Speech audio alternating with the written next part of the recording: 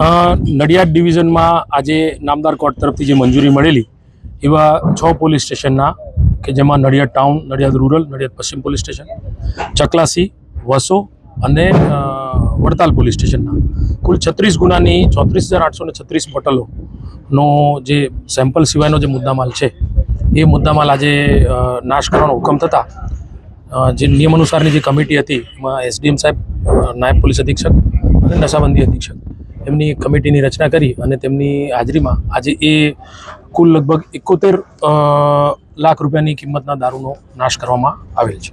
My school is one such future-ready school where I understand each and every concept taught in the class and don't rote learn, where teachers don't just use books and blackboard to teach but use new ways of teaching and learning like audiovisual learning, activity-based learning and group activities which enhances my conceptual understanding. My school also teaches coding, which is an important 21st century skill. Not just that, I get an opportunity to showcase my skill on a national platform. And with all this, I acquire important skills that make me future ready and confident.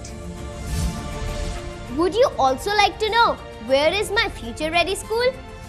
Visit now and see for yourself.